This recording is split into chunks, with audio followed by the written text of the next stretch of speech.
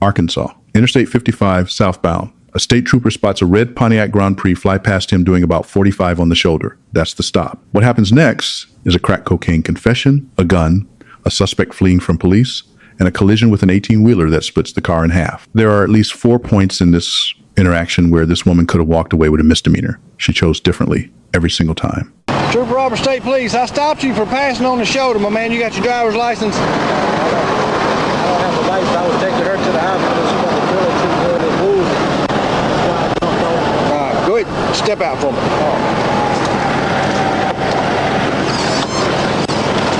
Step back here back in the car. Any weapons on you? Oh, no. Nothing in the car? No, sir. All right, so what's the deal? She woozy. Why didn't you take her to the hospital back here? Because I had got off right here. On my way here, she started saying she wasn't feeling good, so I got off. Otherwise, I would have never got on the show. All right, you got an ID on you? Oh, yes, sir. All right, give me your ID.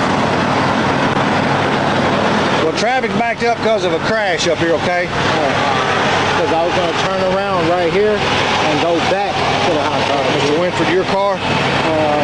It's a friend of mine. A friend of yours car? Okay. Let me ask you a question. You smoke marijuana? And be honest with me, because I can smell it on you. Yes, before I got in the car, I did, but there's no marijuana in the car. There's marijuana in the car? Passing on the shoulder at 45. That's a clean, valid traffic stop. Pretextual or not, that doesn't matter as long as the violation is real. But the trooper asking about marijuana isn't small talk. That's an investigative question. And this driver just handed him probable cause on a silver platter by admitting he smoked. Every word is evidence. All right, Mr. Winford, before I go in your car or anything else, I'm going to tell you your rights, okay? You're not under arrest right now, but you have the right to remain silent. Anything you say can and will be used against you in a court of law. You have a right to an attorney.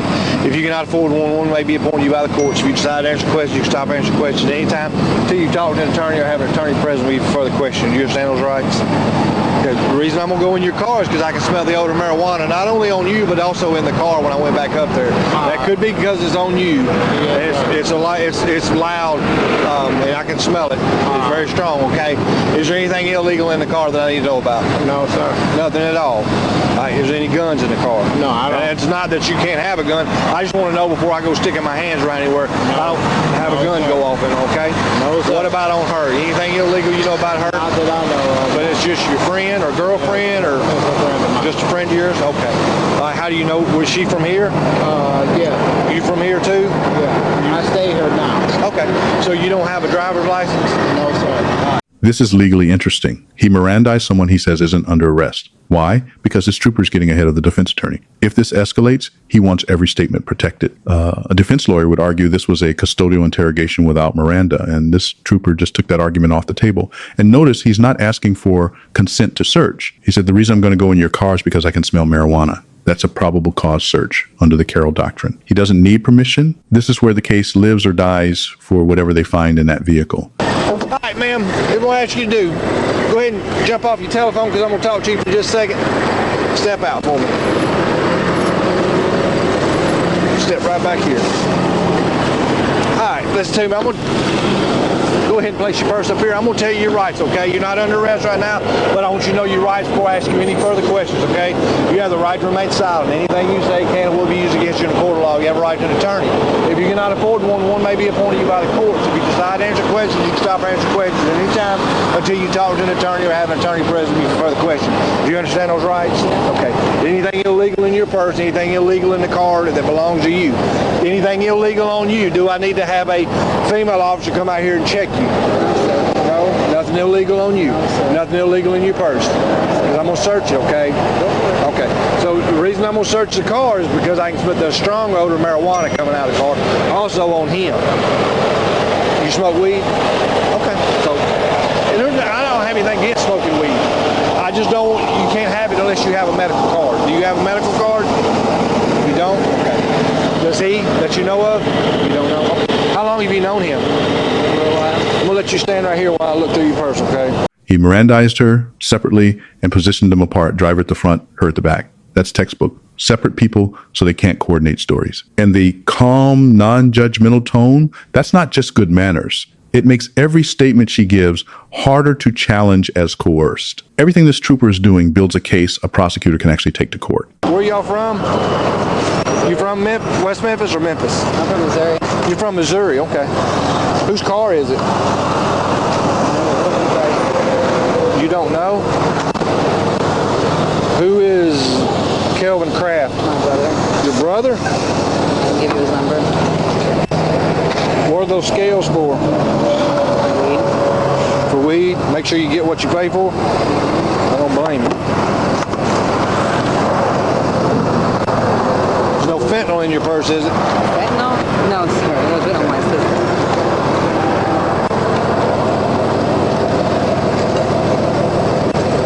You would be surprised at the people that I ask about fentanyl and they go, yeah, I got a little bit. You do heroin? No, sir. Do meth? No, sir. I do cocaine. Cocaine? Occasionally. Occasionally? Is that what the spoon's for? You snort it? Or you shoot it? No, neither one. I smoke. You smoke it? When I do it. Crack? Okay. Well, I was just wondering what the spoon was for, and I could see the powder residue on You it. can test that. You'll see milk on that. Okay. In 60 seconds, this woman volunteered that she uses crack cocaine, explained her paraphernalia, and confirmed the residue on a spoon in her purse. She was Mirandized. She was told anything she says can and will be used against her. And then she built the prosecution's case for them. Scales, spoon with residue, on-camera drug confession. You have the right to remain silent. Use it. Get him back to your car, talk to him. He come by me about 45 mile an hour on his shoulder. And I get him out. I walk up there, I smell odor of marijuana. I get him out, start talking to him. He says, yeah, I smoked at the hotel back here. He's going, I don't know where they were going. And then as they get up here, he's passing on the shoulder. He says, she says she don't feel good, so he's taking her to the hospital. He's going to go down here, turn around, and go back to the hospital. No. Whatever. He's high as a kite. She's got paraphernalia in her purse, and we're probably fixing to look for some crack cocaine, because she says she smokes crack when she does it. But there's scales. Oh, she was looking when you were digging, wherever you were digging. Yeah, she was looking. I'm fixing to find it. We're probably going to call it, see if we can get a female officer. She, West Memphis should have one. I guess I can. I'll Mirandize him. Yeah, just get him back here and talk to him. And he's under the influence. You can look at his eyes and tell him he's like. They're driving like crap. Yeah. There's a possibility that my brother's gun might be in this car, just so you know. And if it is, it's in the trunk. I just wanted to let you know. Okay. Stay up there on the corner for me.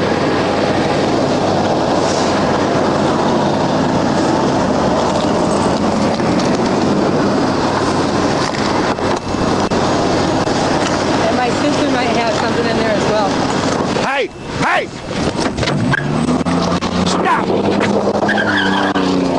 Before she got in that car, she was looking at paraphernalia, maybe a possession charge. The second she put it in drive, she committed felony, fleeing Class D felony in Arkansas, up to 6 years. And the trooper tells us later she dragged him 30 feet trying to grab the keys. That's battery on a law enforcement officer, Class B felony, up to 20 years. She went from a bad night to potential decades because she panicked for 5 seconds. That's what courtrooms are for. You think the search is illegal? File a motion to suppress. You don't flee with a state trooper hanging off the door. Comply now, fight later. Always.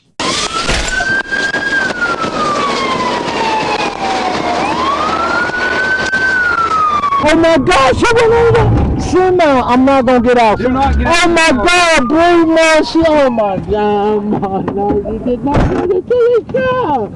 No, no, bro, no, man. She went under the seat, man. The car split in half, mama.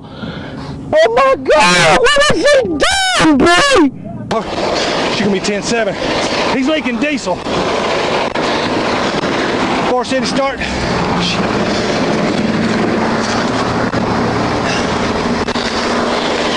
Far City, get me West Memphis Fire. We got a truck. She's leaking diesel. She's in the car. I don't know. We're supposed to get his ambulance here quick. Need me help with anything? Man, just have you got a fire extinguisher?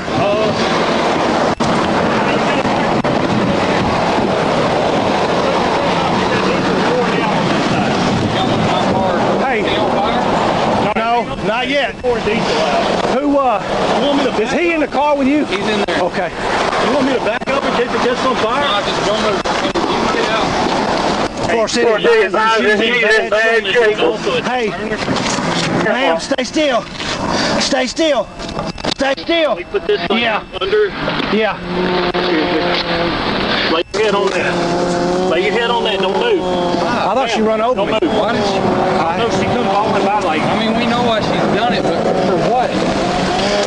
Were y'all chasing her? Yeah, no. We're on a traffic stop with her.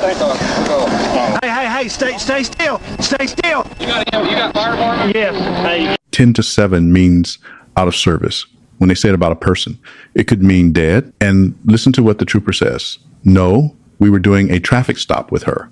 There was no pursuit. She fled and drove into a semi on her own. No pursuit liability, no excessive force argument. She created this entirely by herself. And these troopers, the second it happened, they went from investigation to preservation of life. That's not optional. Deliberate indifference to a suspect's medical needs is a civil rights violation. They're doing exactly what they're supposed to do. I called my girlfriend to get No, you cannot act. Can you call your girlfriend to what? to get the car. The car. Ma'am, your car's in two pieces. You don't even have back tires on. The back tires are stuck under that truck right there. Why? Because you hit it.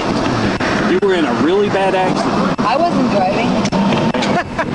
You're the only person in the car. I wasn't driving. She was the only person in the car. That statement is going to be played for a jury, and a prosecutor is going to have a field day with it. The law doesn't care about your feelings, and the body cam doesn't care about your version of events. So why can't I see him? Because right now you're under arrest, okay? For what? For felony fleeing, for one. I didn't flee.